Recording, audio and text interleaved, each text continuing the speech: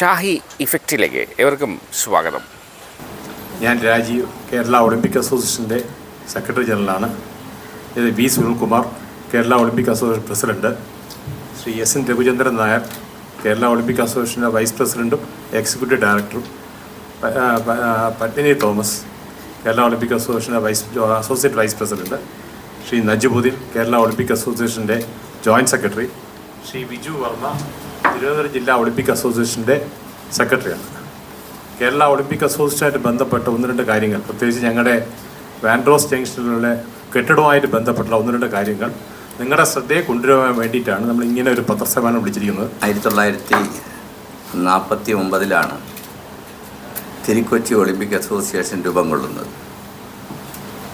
ആ ഒളിമ്പിക് അസോസിയേഷനാണ് പിന്നീട് കേരള രൂപീകരണത്തോടുകൂടി കേരള ഒളിമ്പിക് അസോസിയേഷൻ എന്നറിയപ്പെട്ടു തുടങ്ങിയത്.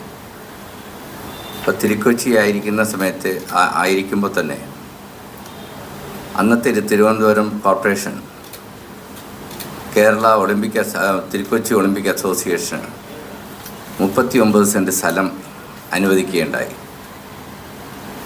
അതിനുശേഷം കേരള ഒളിമ്പിക് അസോസിയേഷൻ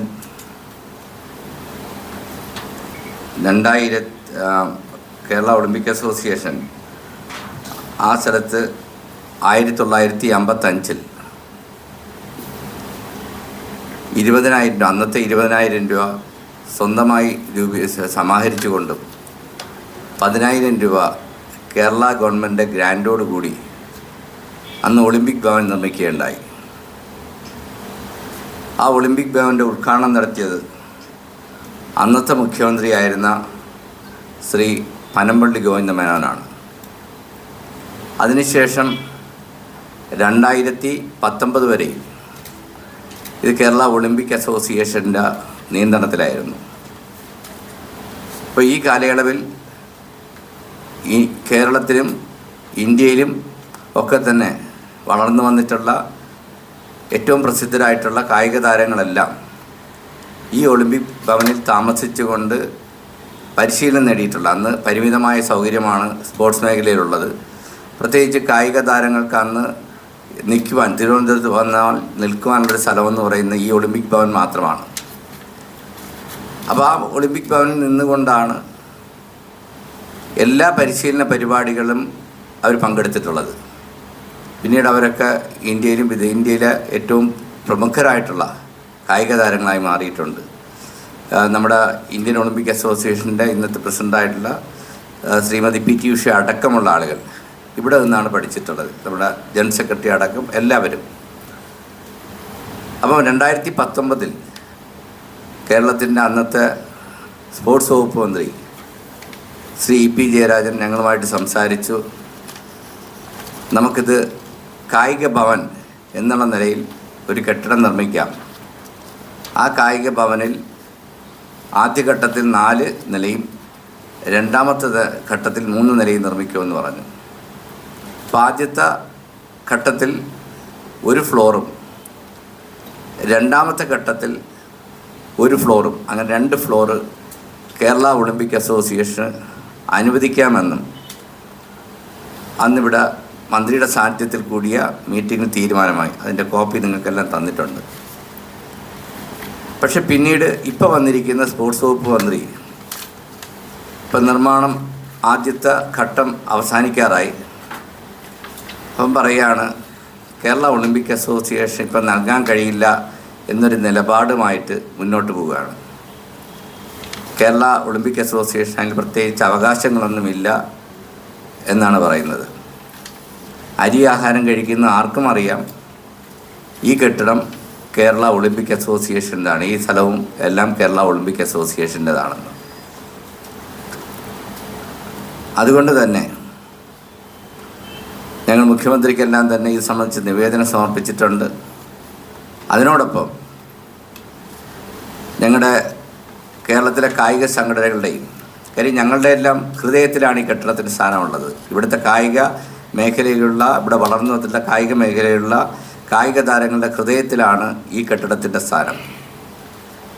അതുകൊണ്ട് തന്നെ ഇത് നേടിയെടുക്കുന്നതിന് വേണ്ടി ഞങ്ങൾക്ക് അവകാശപ്പെട്ട ഞങ്ങളുടെ സ്ഥലം നേടിയെടുക്കുന്നതിലേക്ക് വേണ്ടി ഞങ്ങൾ സമരപരിപാടികളുമായി മുന്നോട്ട് പോകാൻ തീരുമാനിച്ചിട്ടുണ്ട്. കേരളത്തിലുള്ള എല്ലാ ഒളിമ്പ്യന്മാരെയും കായിക മേഖലയിലുള്ള എല്ലാ അസോസിയേഷനെയും സംഘടിപ്പിച്ചുകൊണ്ട് ശക്തമായ സമരപരിപാടികളുമായി മുന്നോട്ട് പോകാൻ തീരുമാനിച്ചിട്ടുണ്ട്. ഞങ്ങളുടെ അവകാശം സ്ഥാപിച്ചു കിട്ടുന്നതുവരെ ഞങ്ങൾ ഈ സമരപരിപാടിയുമായി മുന്നോട്ട് പോകാനാണ് തീരുമാനിച്ചിട്ടുള്ളത്. തിരുക്കൊച്ചി ഒളിമ്പിക് അസോസിയേഷൻ കോർപ്പറേഷൻ അനുവദിച്ചു കൊടുത്ത സ്ഥലമാണ്. അവിടെ എന്നിട്ട് ഈ കെട്ടിടം കൺസ്ട്രക്ട് ചെയ്തു. ആ കെട്ടിടം കൺസ്ട്രക്ട് ചെയ്തത് അന്നത്തെ തിരുക്കൊച്ചി ഒളിമ്പിക് അസോസിയേഷൻ റാണി പത്മിനിമാരുടെ ഡാൻസ് സംഘടിപ്പിച്ച് പൈസ റേസ് ചെയ്താണ് അസോസിയേഷൻ്റെ ഫണ്ട് കണ്ടെത്തിയത്. ബാക്കി ഗവൺമെൻറ് എന്ന പൈസയാണ്. ഇതവിടെ പ്രവർത്തിച്ചുകൊണ്ടിരിക്കും. ഇതിൻ്റെ കരം കോർപ്പറേഷൻ അടച്ചുകൊണ്ടിരുന്നതും കേരള ഒളിമ്പിക് അസോസിയേഷൻ 2019 വരെയുള്ള കരവും നമ്മൾ അടച്ചിട്ടുണ്ട്.